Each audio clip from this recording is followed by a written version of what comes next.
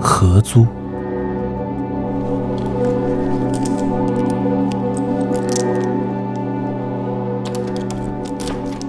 出于省钱，阿兰在网上找了一间合租的屋子。中介从挂满钥匙的墙上取下其中的一串，交到了他的手中。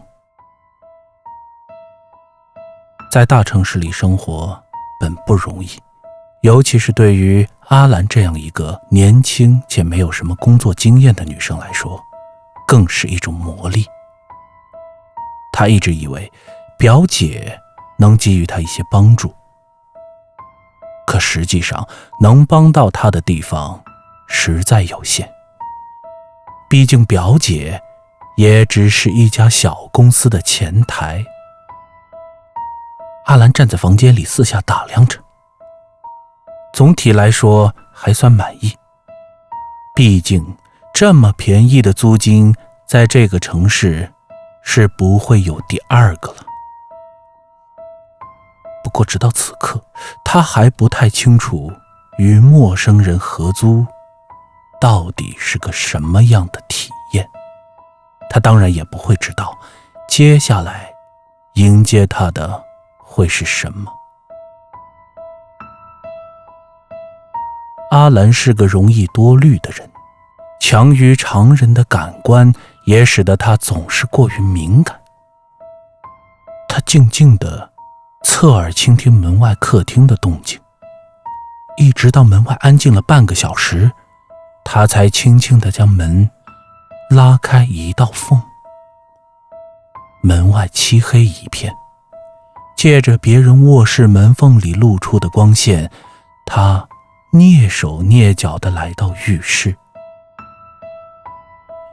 原本2室1厅的房子被改成了3间卧室。阿兰租下的这一间与隔壁卧室只有一块石膏板相隔，他甚至可以听到隔壁屋内有人咳嗽的声音。幸好有一套2米多高的衣橱挡在了形同虚设的隔板前面，可惜的是也只是挡住了一半。这让阿兰总觉得他与那个人住在一间屋子里。阿兰一边搓着澡，一边心里泛起了嘀咕，如果他没记错，只听到一个人进入过浴室，那么还有一个人呢？这么热的天气，不会有人不洗澡的？难道……正当洗发水起泡沫的时候，一阵细微的脚步声打断了阿兰的胡思乱想。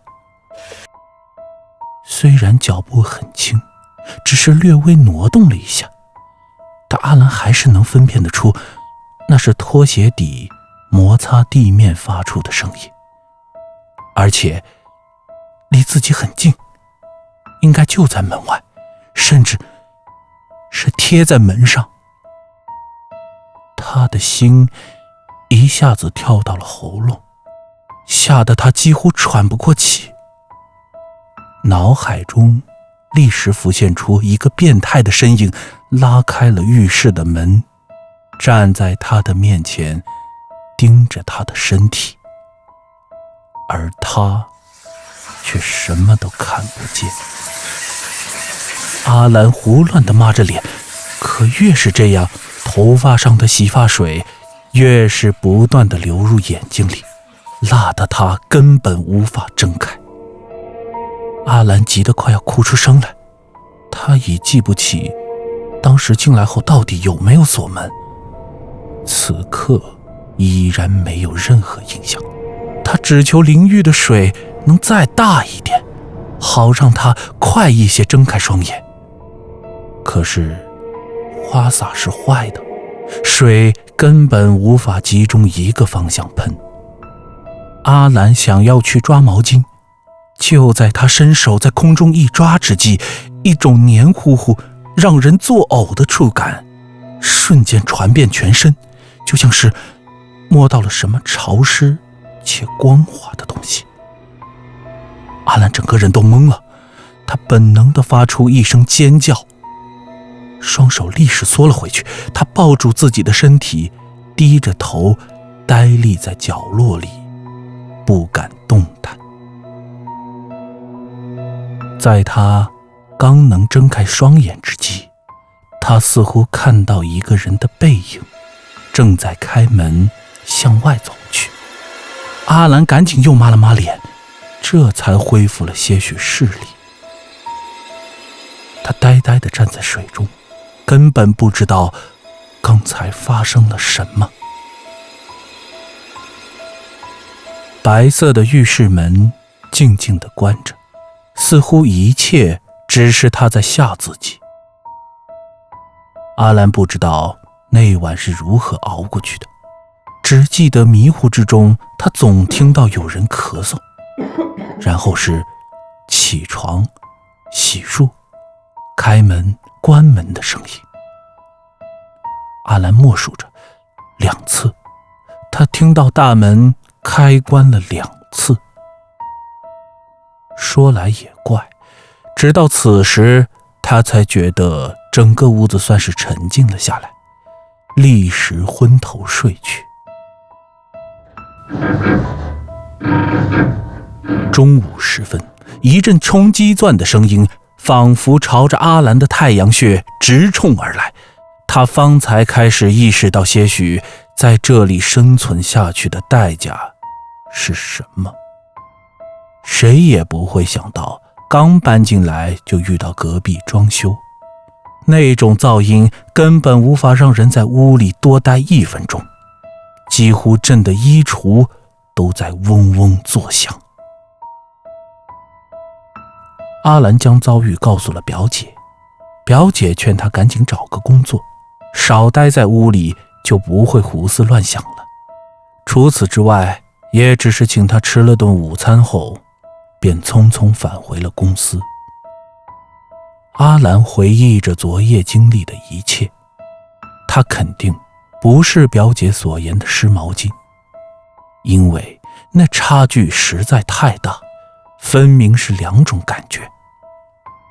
可是她又说不清楚那到底是个什么样的感觉，反正就是湿湿滑滑、黏黏的，十分恶心的触感。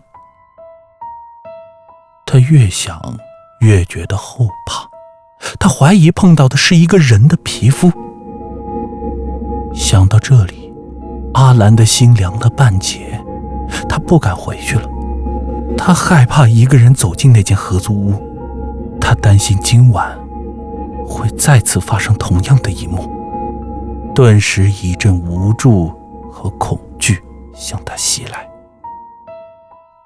就这样，一个周五下午的时光迅速地流逝着，写字楼下面的人们行色匆匆地来回着，唯有阿兰陷入了一片茫然。忽然间，一场大雨正酝酿着将要泻入这座城市，天色提前2个小时黑了下来。阿兰只好起身，极不情愿地在狂风中逆行。他鼓起勇气朝着合租屋的方向走去。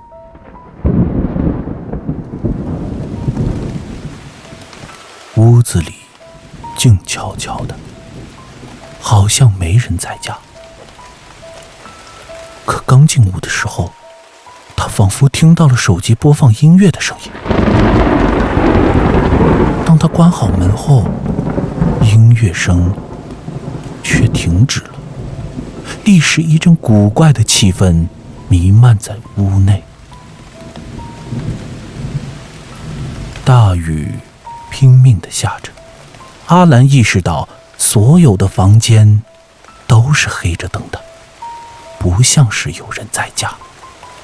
他忙将灯打开，迅速朝自己的房间走去。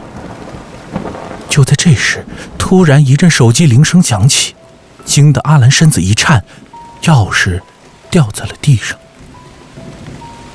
铃声似乎是从隔壁墙那边传出的，只响了2声，就又停止了。阿兰顾不得考虑太多，赶紧拾起钥匙开门，进屋锁上了房门。他躲在屋里，听着屋外的动静，盼望着有人能回来，缓和一下他的恐惧。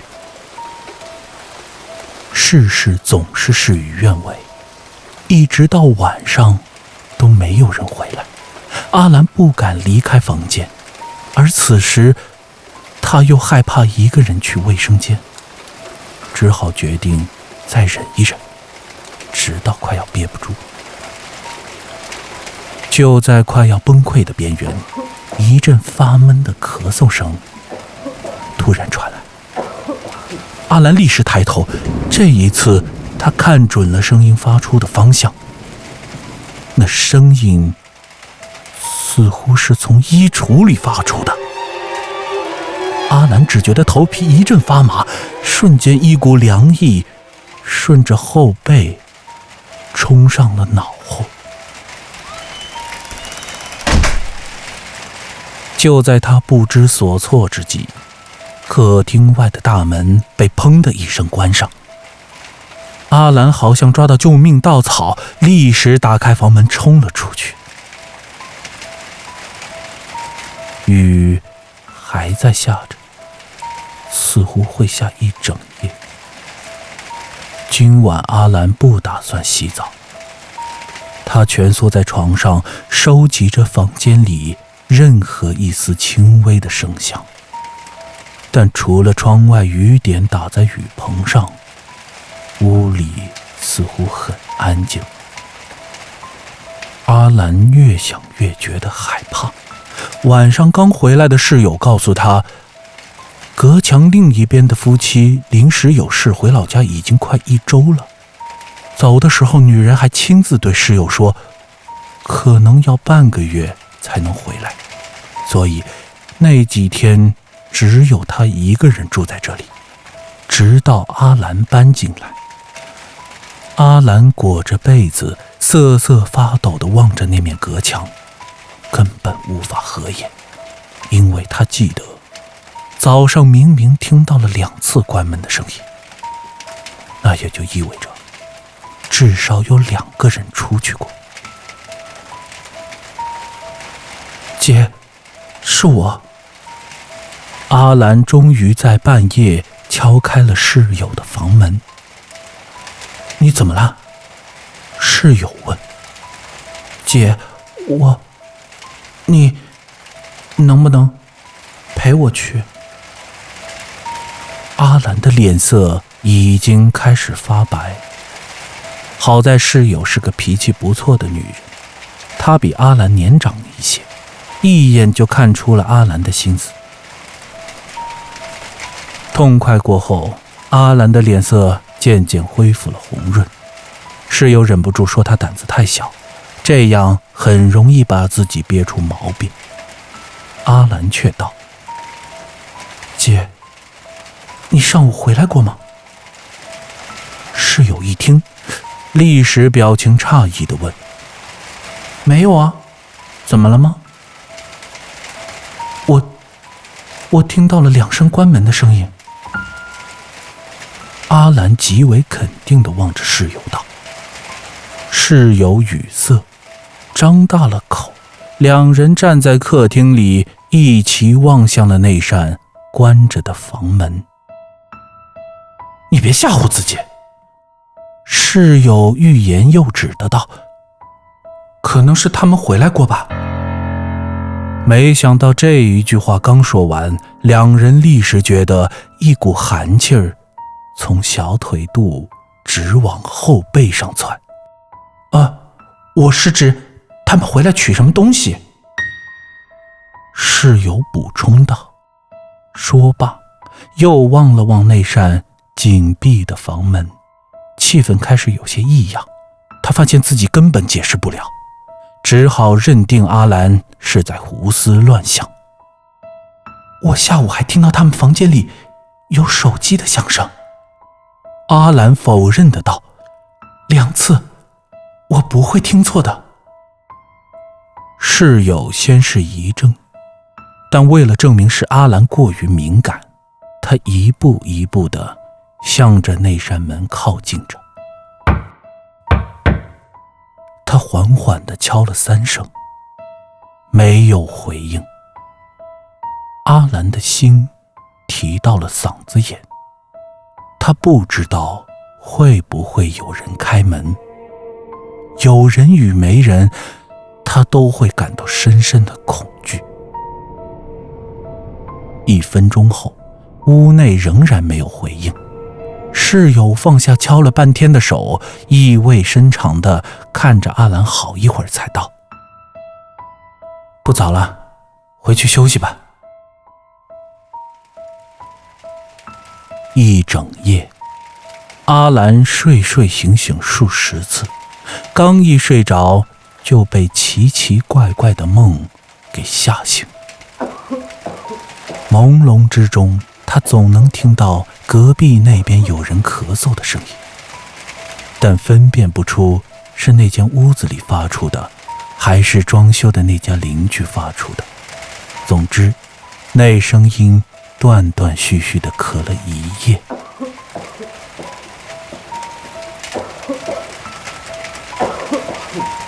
阿兰很想转过去换个姿势睡，可每当他背对着隔墙时，总感觉那边有一双眼睛正盯着自己。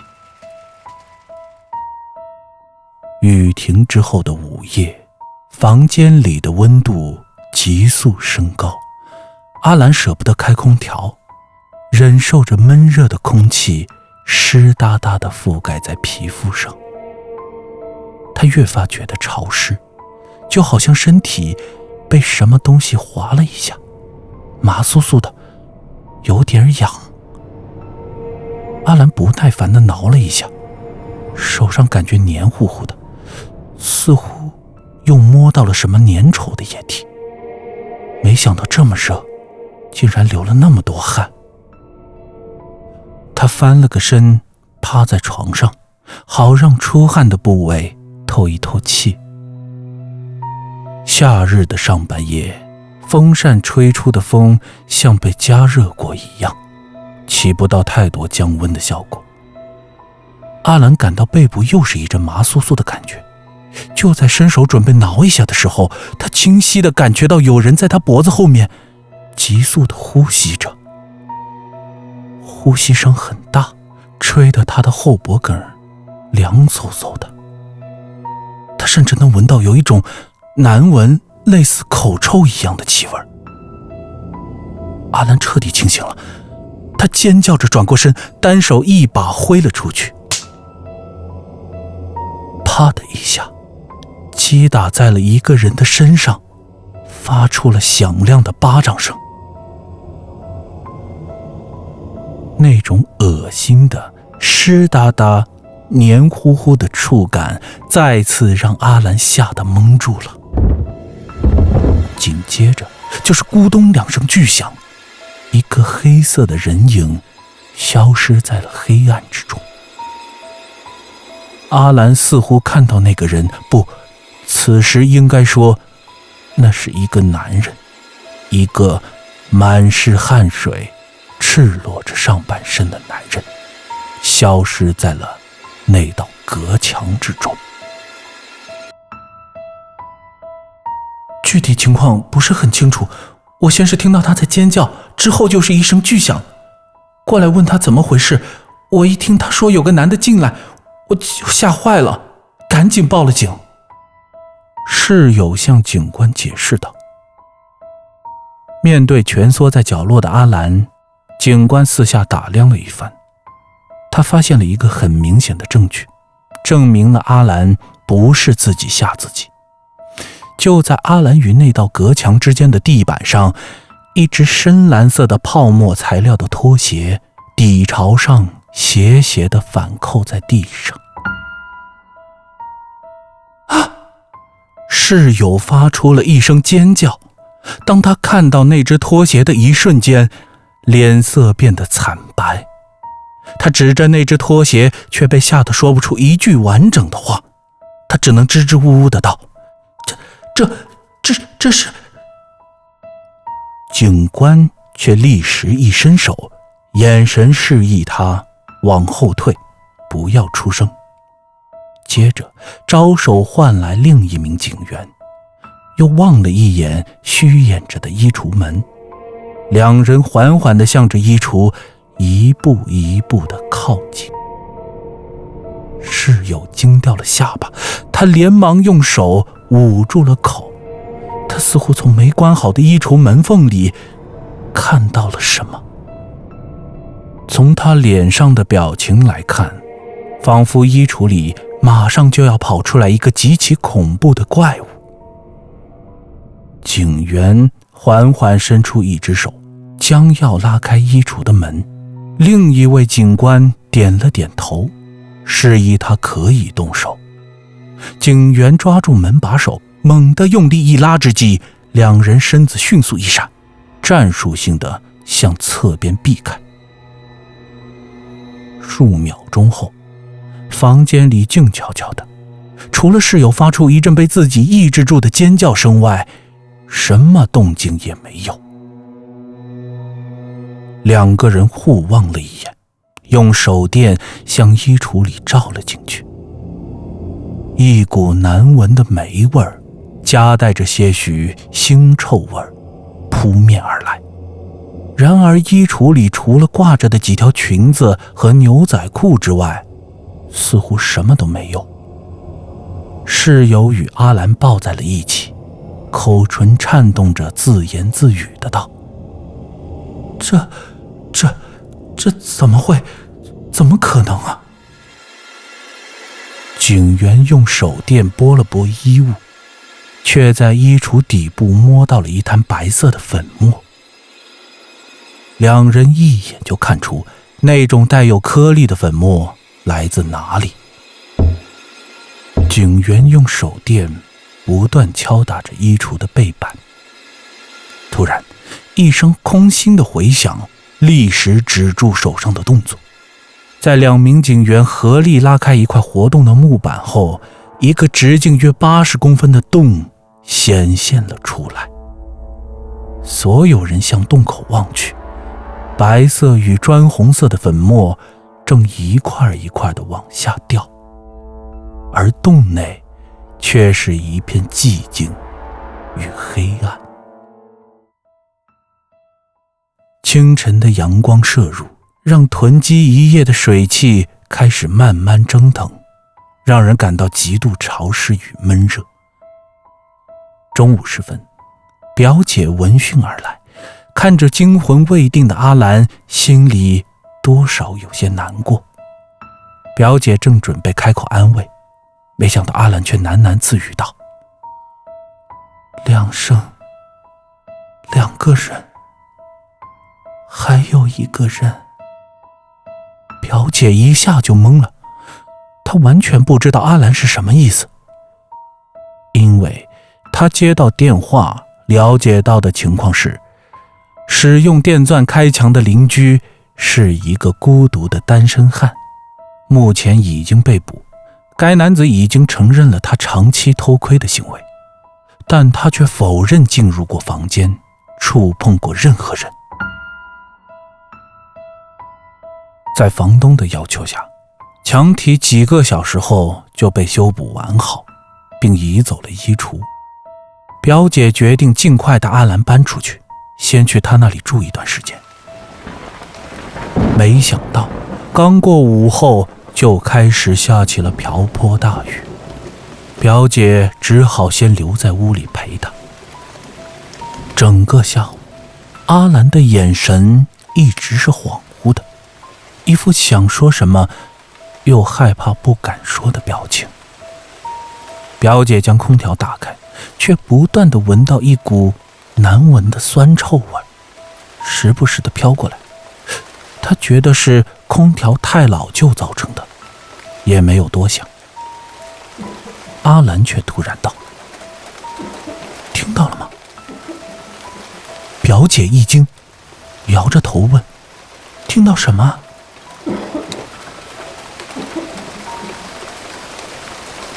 人在咳嗽，听到了吗？就在隔壁。阿兰紧张地望着对面，手指向了隔墙的方向。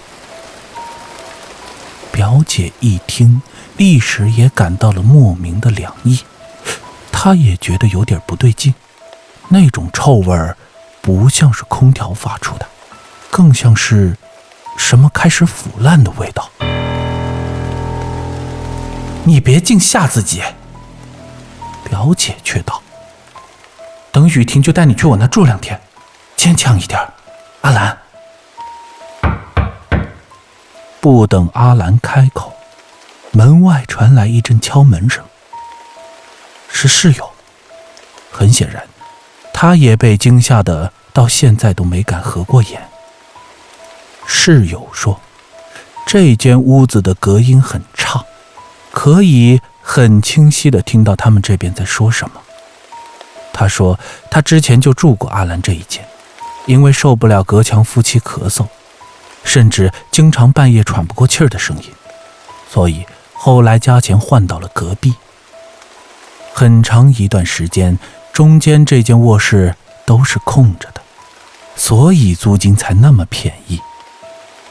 经常咳嗽喘不过气儿，表姐望了望室友，又望了望阿兰，问道：是的，那女的说她丈夫有很严重的风湿性肺炎，具体什么情况我也不是很清楚，听说每年梅雨季节病情就会加重。室友欲言又止的道。表姐皱了皱眉，似乎察觉到了什么。表姐问：他们不是已经回老家了吗？室友一听，却一屁股坐到了地上，他捂着口鼻，退到了墙角处，望着那道薄薄的石膏板隔墙，眼神中充满了恐惧。昨晚，室友嘴唇颤抖着道：那只拖鞋就是她丈夫的。房间里，3个女人脸色苍白。窗外的雨还在下，隔墙的另一边又传来了一阵闷闷的咳嗽声。